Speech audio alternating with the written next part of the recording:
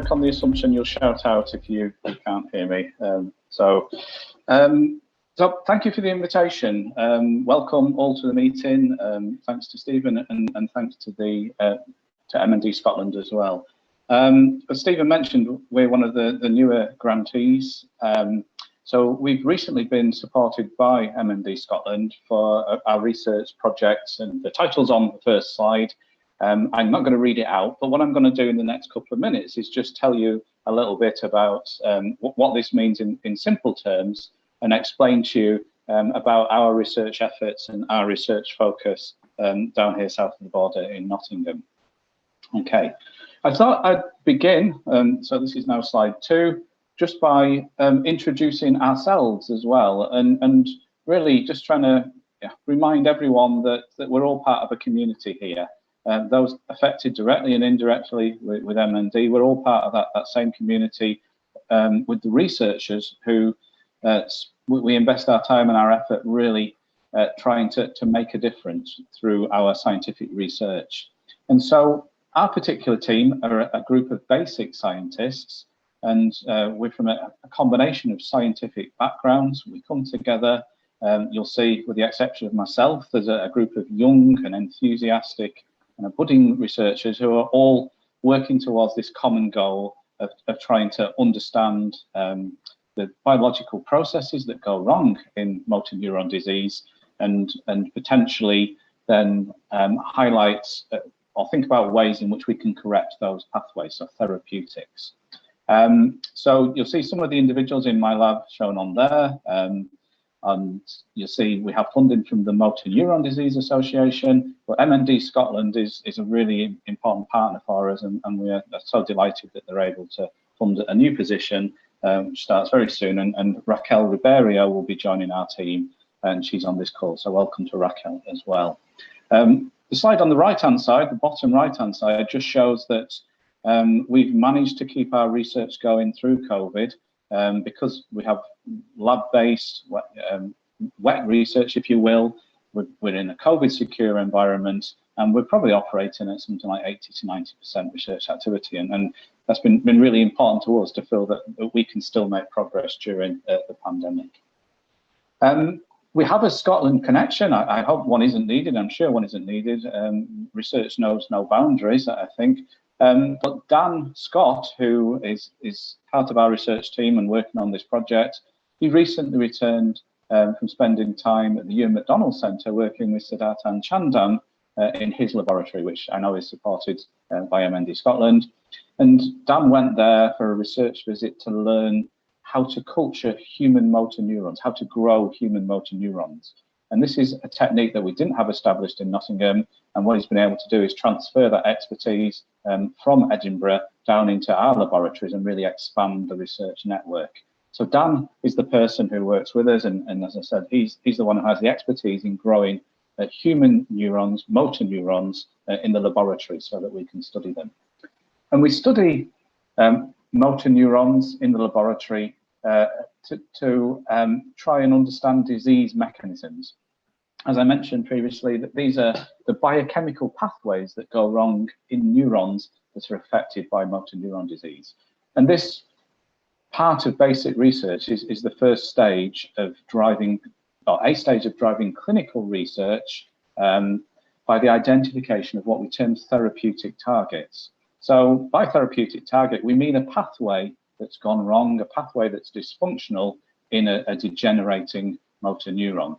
And the way in which basic research and clinical research sits together is hopefully illustrated on the slide, in so much as the basic research defines the ideas to be tested in a clinical setting. For example, in a clinical trial setting, it defines the compounds, the interventions to be tested based rationally on the information that we can determine about the pathways we're trying to connect. So this is a screenshot from a review article which shows the breadth of some of the recent trials that are either ongoing or have finished in MND. And as Stephen says, a separate session will focus on trials, trial progress, and in particular MND SMART trials as well. So just for a couple of minutes, I'll tell you what we do in the laboratory, what our experiments are about, and what this new project is that we're really, really excited about. So one recent discovery in the field of cell biology and neuroscience is that all of our cells in our bodies release these little structures called extracellular vesicles. And I've shown them in this cartoon representation as little submarines. So these are little parcels that all cells can release, and they can transfer their components from one cell to another. And this is a really new idea in cell biology, this idea of long-range transfer using this type of machinery. But what it means is cells in one tissue can talk to another tissue, and not only talk to them, they can make things happen in other more distant cells.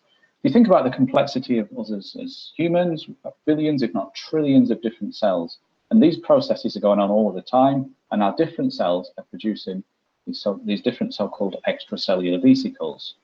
Now, our project is based on a discovery we've made recently in our laboratory, that if you purify the extracellular vesicles that neurons release, nerve cells release, so there's an electron microscope image shown there to the top left-hand side. So we grow cells in culture, grow human neurons in culture, we purify these extracellular vesicles, these little submarines, and we look at the cargo within them. We look at the proteins that they contain, so the proteins that are being shared between cells.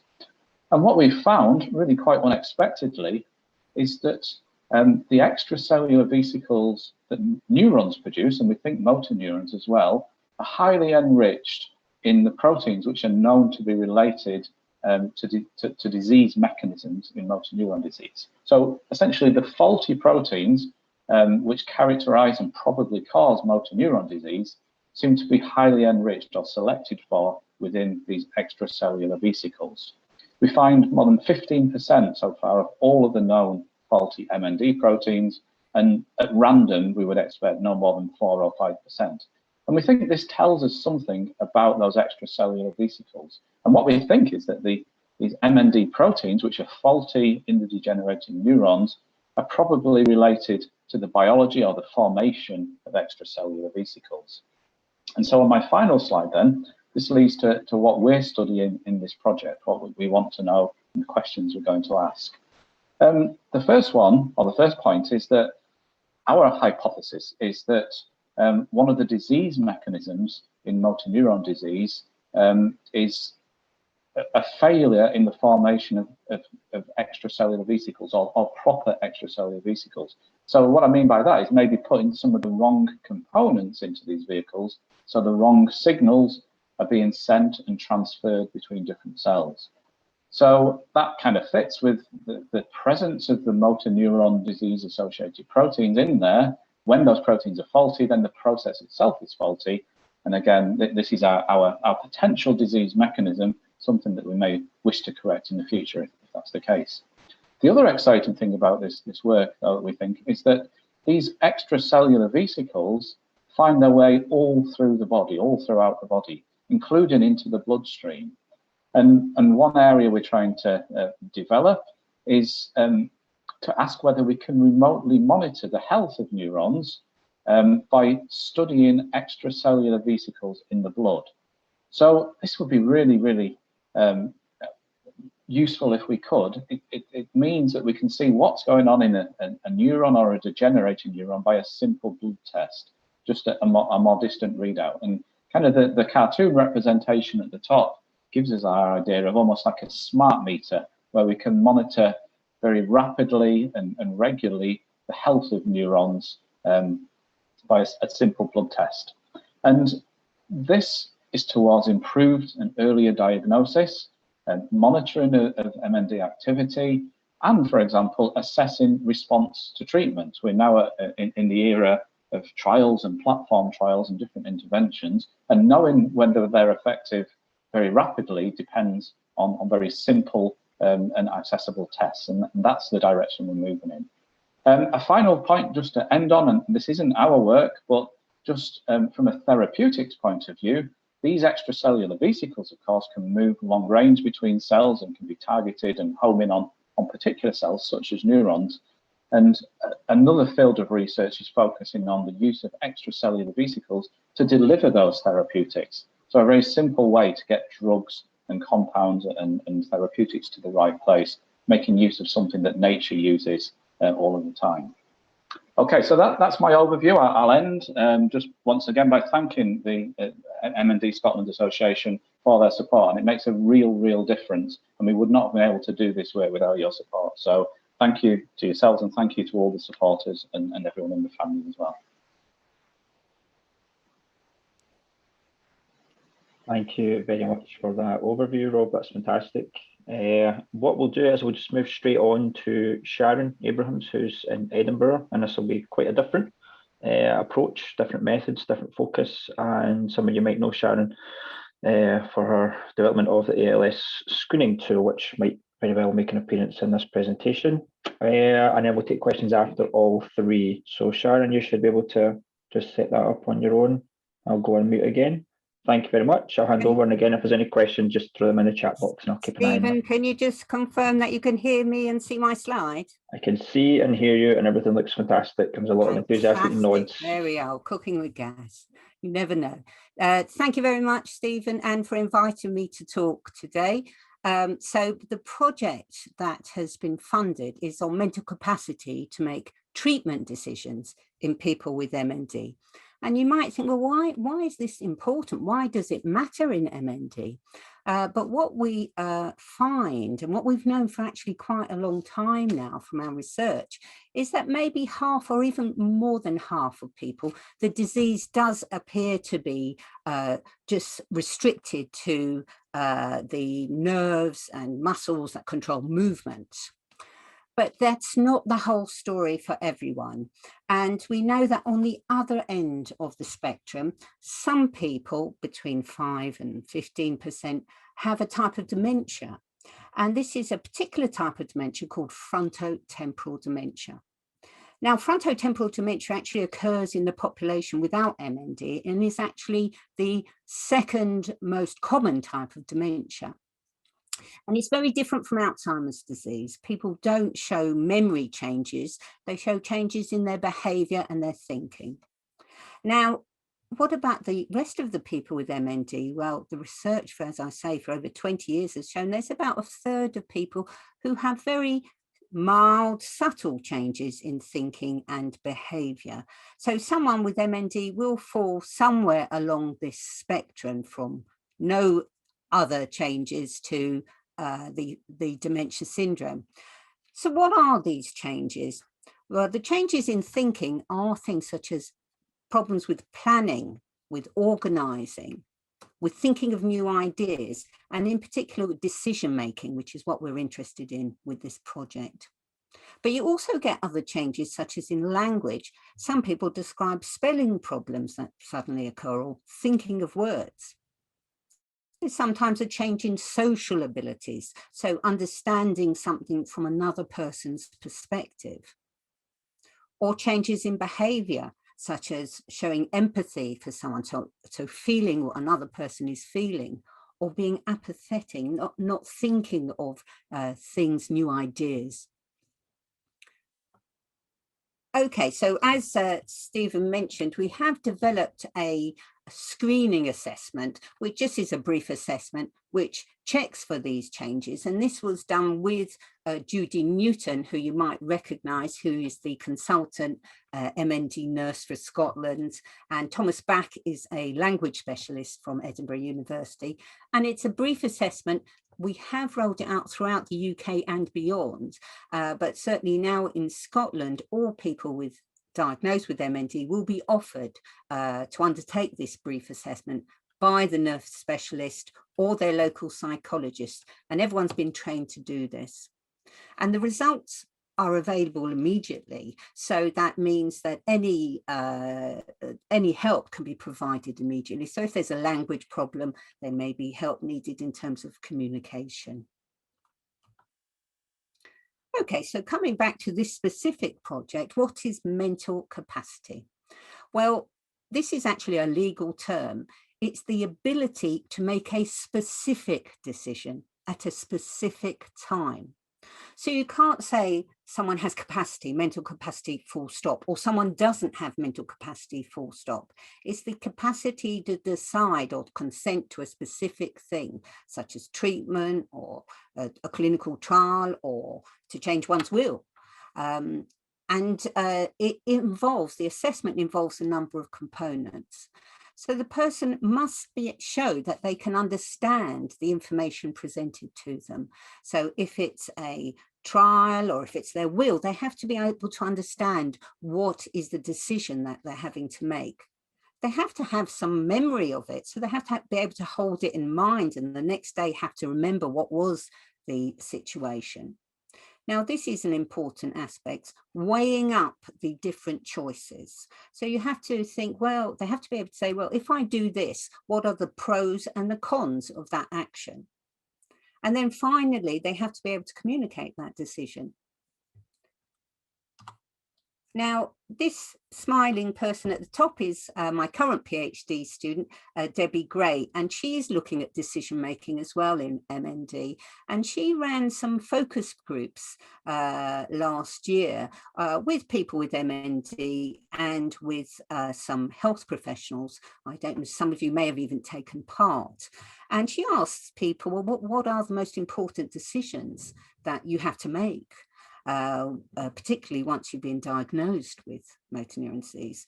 And one of the first things people said was, well, who should I tell about the diagnosis? And I find that fascinating because, in fact, we'd kind of preempted and thought about certain decisions, but I hadn't thought about that one. It's such an important thing, particularly for anyone who's been given a life-limiting diagnosis, so a cancer or MND. And then there are decisions such as, well, what am I going to do about work? Should I stop now? Should I carry on? What about holidays? A lot of people decide, well, I want to go on that holiday that we've always dreamed of. Or where should I live? One of the issues now is, should I join this clinical trial? And again, it's about understanding the information, weighing up the pros and cons. Sometimes the information people give in trials is quite complicated. And then decisions about medical treatment, which we're focusing on here. Shall I consent to getting help with my breathing, with my feeding? And then maybe later you might want to make decisions about, well, how do I want to be cared for when I need it? So the research questions of this specific project are, is mental capacity to make specific medical treatment decisions affected in some people with MND? I would predict that in most people, it will not be an issue, but there is a possibility it might be an issue in some. And then we want to know, well, is there a relationship between the different types of cognitive and behavioral problems that we pick up on our screening test and difficulties with particular steps of the decision-making process? So are the person able to understand the information or remember the information? And to me, the most important part of this project are the types of support that we can give people at these different stages of the decision-making process. And that may help people to maintain capacity so that they are still independent in making those treatment decisions. Okay, so what are we going to do? We're recruiting a postdoctoral researcher, which is a high-level, high-experienced person in clinical and research. And we're interviewing 60 people with MND, and it's a semi-structured interview, which means that they're given questions, but then they're able to freely talk. And we're doing it all by video link at the moment, sadly, but that's how it is all going. And we're interviewing people with a range of cognitive problems and a range of physical problems. So in fact, Debbie is actually trying to interview now people who are communicating just through eye gaze technology. And obviously that maybe slows down the interview process, but those issues are going to be important for everyone. And we are giving people hypothetical situations. These are imaginary situations about consent to a specific treatment. Now, of course, some people would have had to make those decisions already, and some people may be thinking about them, but this is very much an imagined situation. What people say in those interviews is confidential, and the data is extracted anonymously. So we write transcripts of what was said, and anything that identifies the person is removed. So it never affects their people's care or their inclusion in a trial. And most importantly, we do the interview first, and then we see, well, I think they might have needed some support on these elements, and we give them that support. So it might be in providing the information in a more straightforward way, simple, or giving them extra time to decide, or maybe trying to help them weigh up the pros and cons of decisions, let's say with a table. And then we're looking at the results in relation to our screening test. Can our screening test tell us anything where they might need to have some help in decision making? So the outcomes of this study, it will determine if the ability to make decisions or mental capacity is affected in some people with MND, and particularly when making those important decisions about their medical treatment and care. In addition, we will also find out ways in which we can help people to overcome those difficulties. And to me, that is the most important part of this, because we all want people to have control over their own decisions. And then ultimately, I would expect that these results will inform future guidelines for clinicians and for people with MND and their families to give them advice on these complex decisions that people have to make. So that's what we aim to do. It's a very exciting project for us. Having worked 25 years on cognition, this one I think is very important in terms of the impact that it may have. I've got a great research advisory group, which isn't just from Edinburgh, but is also a consultant neuropsychologist in Glasgow, a consultant psychiatrist from Ayrshire, and then Savanka Pal and Judy Newton from the Ewan MacDonald Centre in Edinburgh. Most importantly, thank you, MND Scotland, for having faith in us to fund the project, and I'm sure we will achieve those outcomes. Thank you.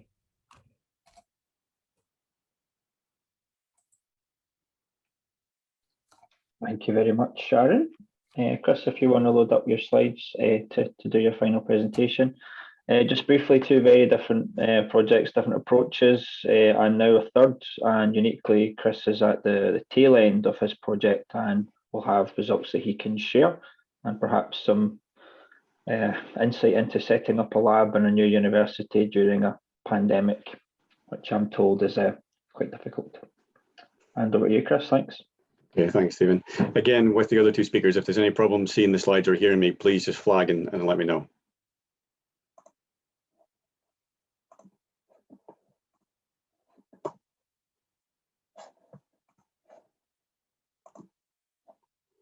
Okay, so welcome everybody, good afternoon. As Stephen said, my name is Dr. Chris Henstridge. I'm based at the University of Dundee. And my talk is going to be about, or largely about, brain changes that occur in motor neuron disease. And I'm going to specifically look at quite small, subtle changes, but really try to get across the importance of those changes. And the talk is ultimately going to tie in quite nicely with the talk you've just heard from Sharon. And hopefully over the next few slides, you'll begin to understand why these two projects link quite nicely together. So just to begin with, I'm going to get the acknowledgements right up front and personal to begin with. So I'd like to acknowledge, first of all, that none of the work that you're about to hear about could have been possible without the generous donation of tissue from people with motor neuron disease.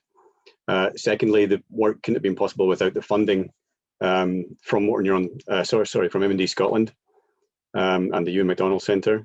And hopefully you can see from just this one slide that although I have quite a small lab at the moment, there's only 2 PhD students and a postdoc. From some of the other names underneath, you can see that I actually work as part of quite a large national team. So we're working on projects with different groups all over the country. But today I'm going to focus on this specific project that's been funded by MND Scotland.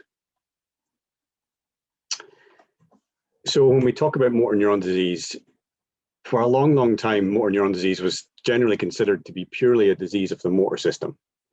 And the motor system, simplified, looks roughly something like what you can see on the screen here. So what we have here is a brain section that's kind of been cut, as you can see from the diagram at the top there, in what's called a coronal section.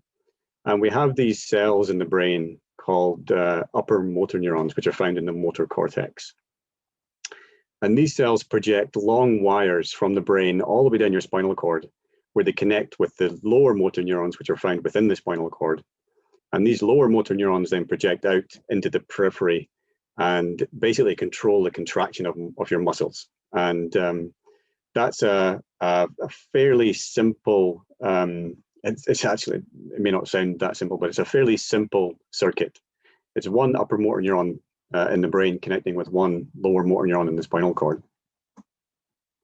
And the points where these cells connect between neurons is called a synapse.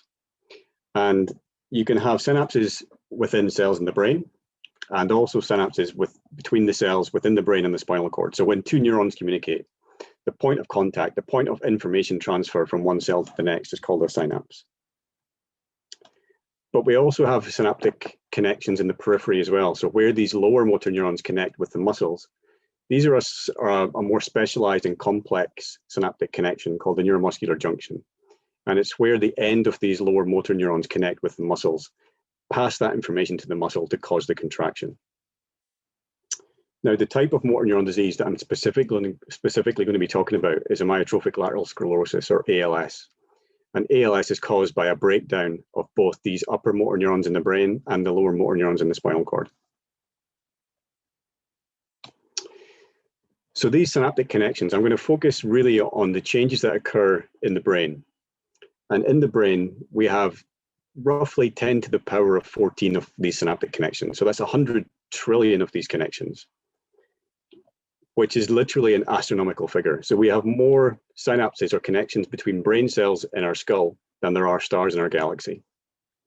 And of course, to pack all of these connections into our brain, they have to be incredibly small.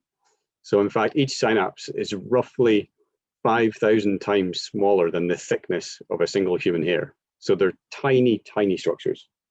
To try and put that into some kind of context, if we were able to count 1,000 of these synapses per second, which we can't, but if we could, it would still take us almost 32,000 years to count all of these connections in our brain. So they're really tiny structures. We're talking about astronomical numbers, but they're absolutely crucial in how the brain functions. And we've known for quite a long time that these synaptic connections are very important in ALS. And in fact, there are two hypotheses really that kind of try to understand how the disease starts and where the disease starts. One of these is called the dying back hypothesis. And the idea here is that the very end of the neuron, so the synaptic connection, the very end, begins to break down first. So some sort of toxic event happens within the synapse, which causes it to break down and disconnect from its next cell. And then that causes a dying back hypothesis, a dying back phenomena all the way through the cell until the cell is lost.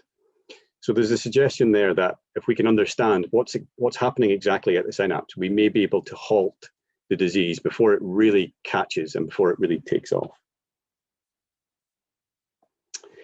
Now we know in the spinal cord that synaptic loss actually tracks quite well with disease progression. So this is an image from a piece of spinal cord, and this is somebody who's died or passed away of the kind of normal causes, so no sign of disease. And hopefully, I don't have a cursor or a pointer, I don't think, on my screen. Let's see, can I just annotate the mouse?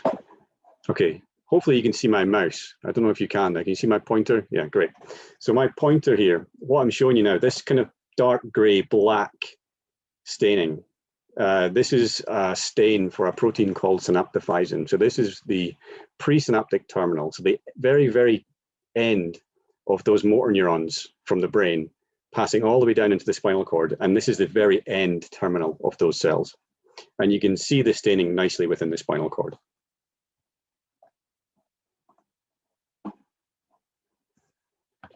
Okay. This is a section from somebody who passed away with ALS. And now you can begin to see straight away just how much of that black or gray staining has disappeared in the spinal cord. So this is a breakdown or a loss of the synaptic connections between the upper motor neurons in the brain and the lower motor neurons in the spinal cord.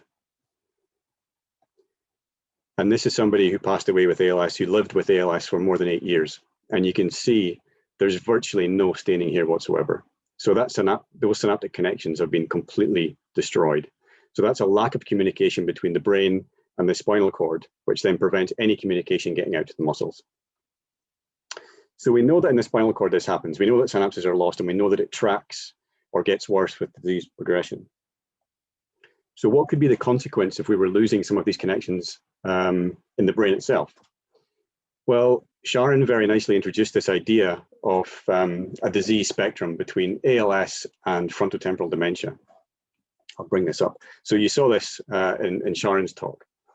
So we believe there's some kind of an association or overlap between these two seemingly very different diseases.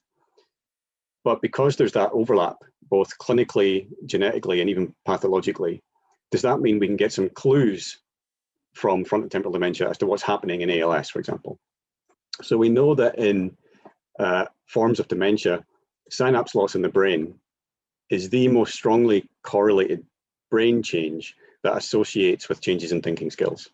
So what that means is we know that if you lose synaptic connections in the brain, your brain function declines, and that associates very closely with disease progression in dementia.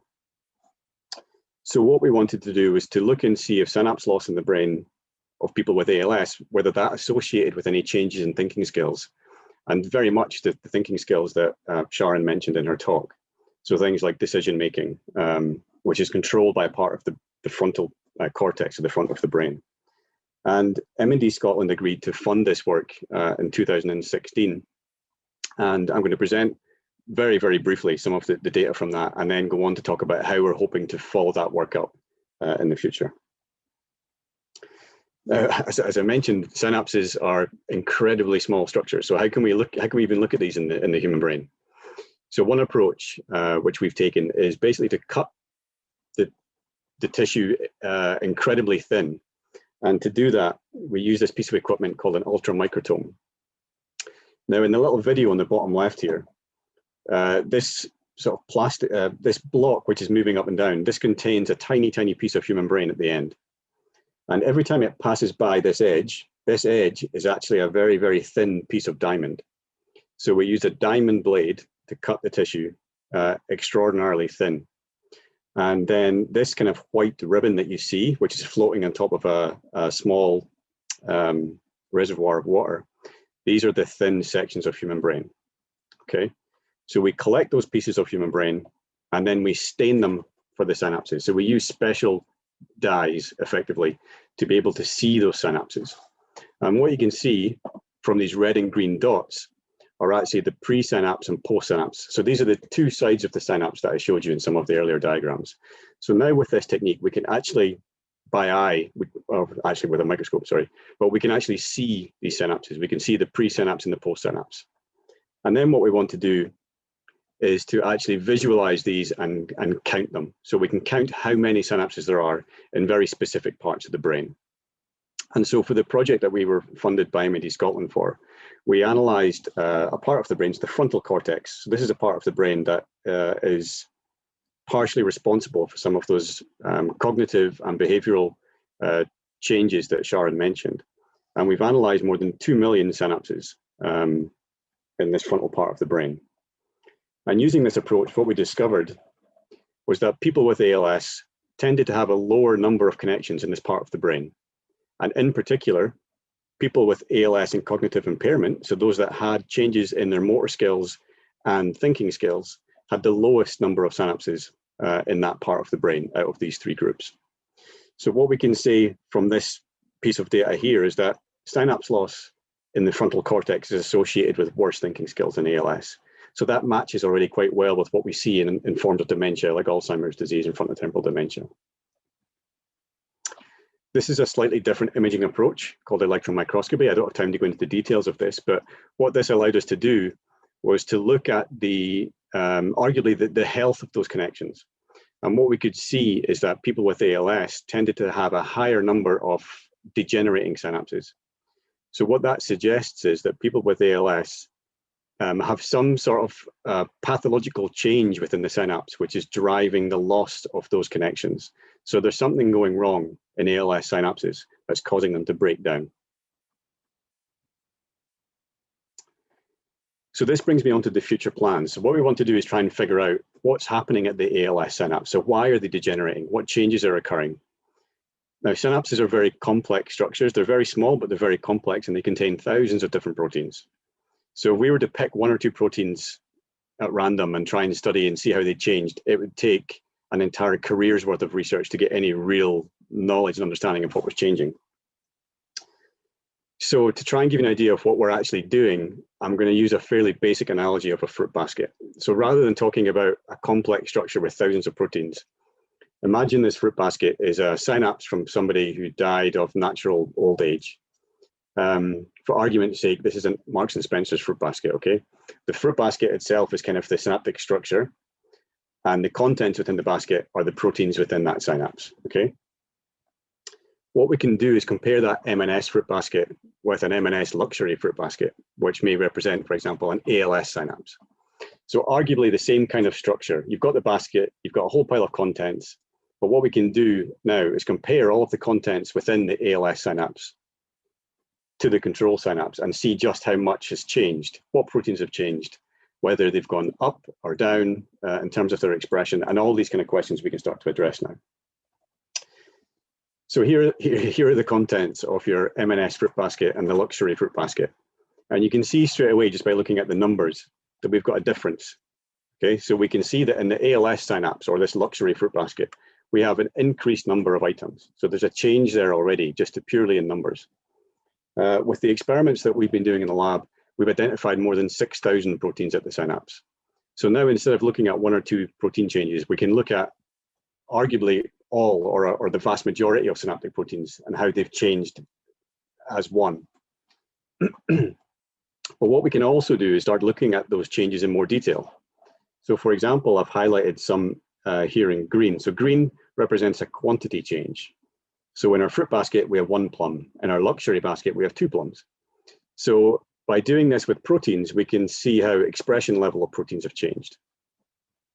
Red is a completely new ID. So in the luxury fruit basket, we have clementines, satsumas, and nectarines and peaches and things, which we don't have in the regular fruit basket. So this is now telling us that in the ALS synapse, for example, we have proteins in there which would not normally be found in a normal or a control synapse. So again, some really useful new information. And then in blue, I've highlighted a different subtype. So in the fruit basket, we have a pineapple. In the luxury one, we have a golden pineapple. So that suggests we have proteins that are in both of these synapses, but the actual subtype or the type of that protein has changed slightly. And to put that into context of our work, we've actually identified hundreds of proteins that are upregulated or downregulated in terms of their expression levels in the ALS synapse. So this type of approach, it gives us arguably a much more complete understanding of the changes that are occurring at the ALS synapse, and potentially could reveal hundreds of new druggable targets to stop that synaptic change and ultimately that synaptic breakdown. And if we're correct, and it really is one of the earliest features in the disease progression, then we've got the potential here to identify ways to halt the disease before it even really takes off. So it's a really, I think, a very interesting and very exciting project to be involved in. And I think that's the end for me. Thank you.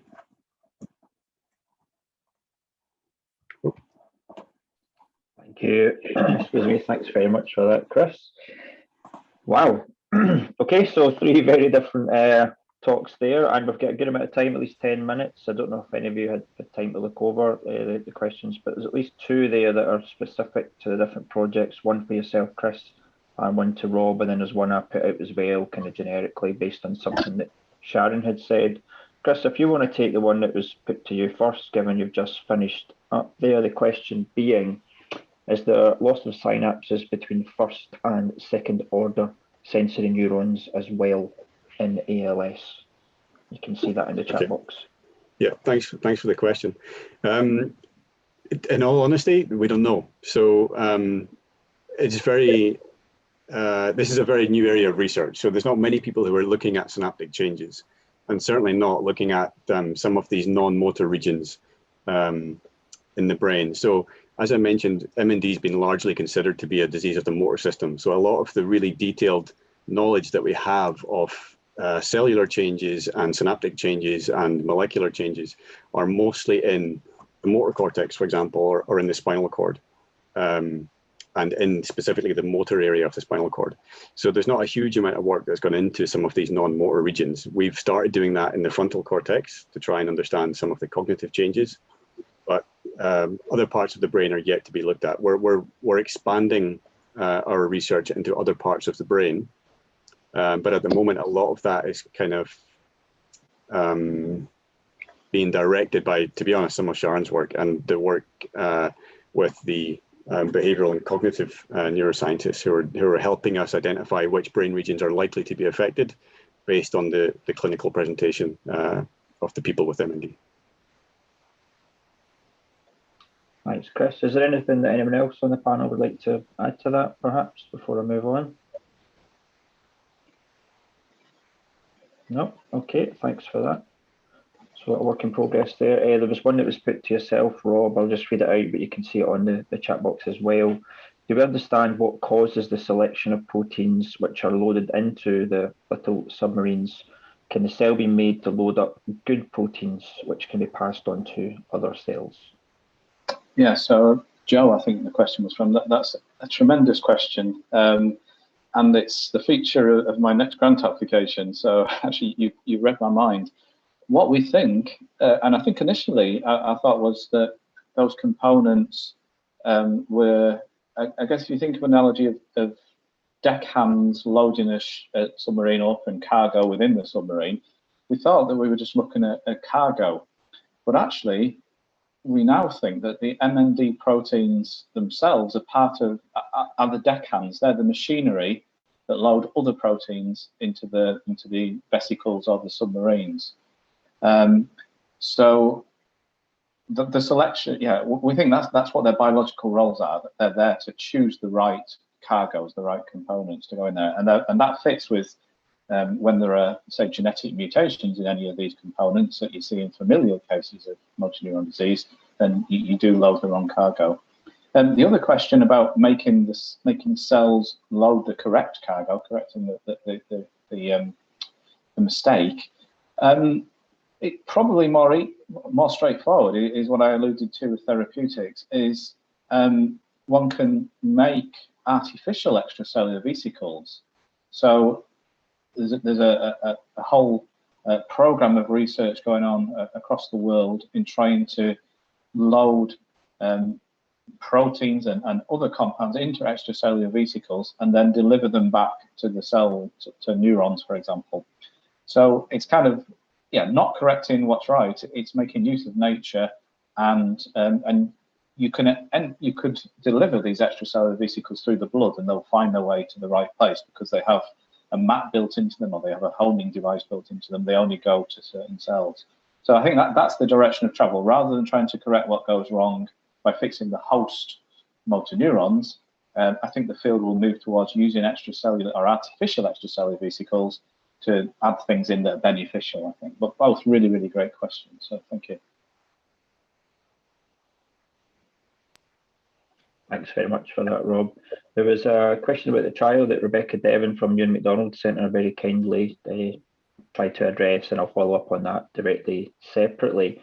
The one that I was thinking of, just listening to what you were saying, Sharon, and some chat before, was just how things might have changed in any direction to do with how you go about doing your research, given the restrictions that have, shut down labs. You were mentioning, Sharon, doing things online, video calls and things like that. Is there anything that you'd like to share that might be useful, or any positives perhaps? Yeah, no, there are. I mean, there's a big change, obviously, for everybody.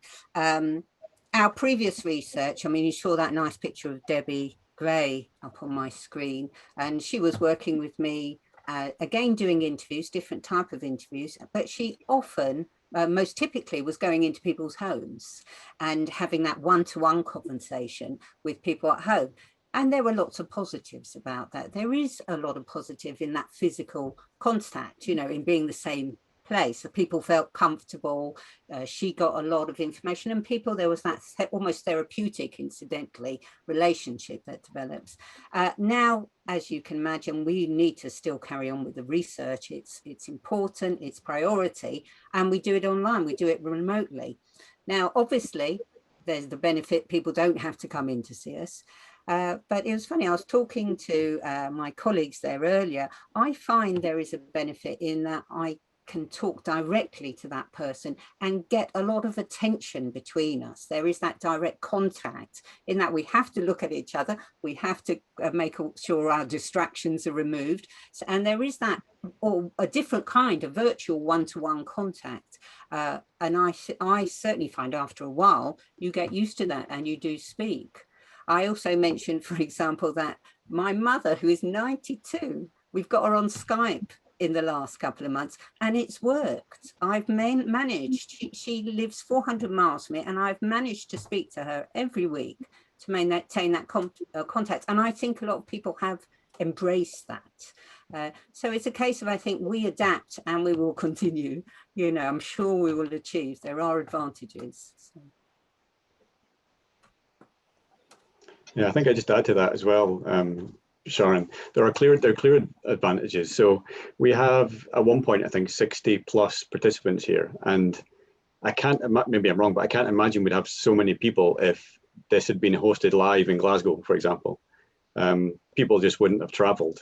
Maybe I'm speaking out of turn, I don't know, but this is a great way to get more people to communicate and talk about research and talk about things, which is fantastic.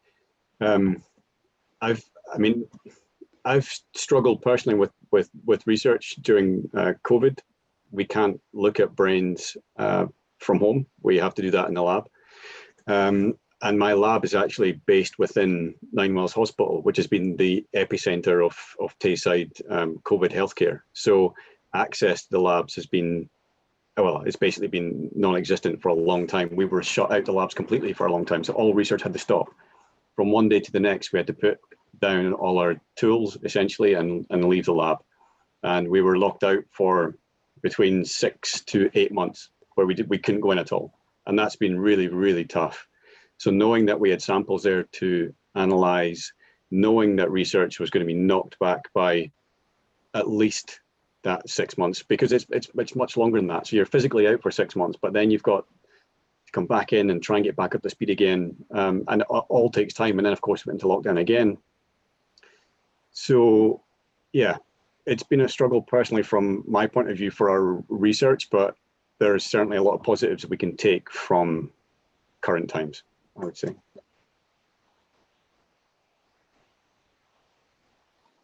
Thanks for that, Chris. I don't suppose there's anything from your point of view, Rob, as well, given sort of lab sort of setups. What's it like down? Is it? So I think, as I alluded to, we've probably had a slightly more positive experience in so much as the nature of what we do could continue, with the exception of sort of 3 or 4 month lockdown. So very fundamental basic science could go on, but I think it has had an impact. I think one thing it's given us all time to do, and I appreciate we don't have time, particularly when we're talking about MND, but I think there's been a lot more thinking going on in research, and people have been able to, researchers have been able to reflect and refocus. And whilst I appreciate, there is an urgency, I think that has been beneficial.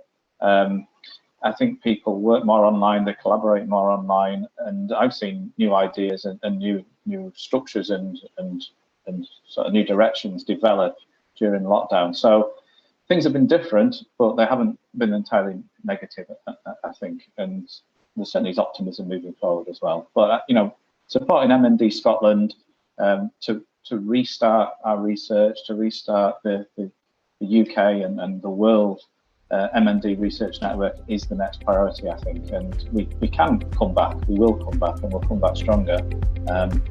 But yeah, it's been a tough time for all, I think.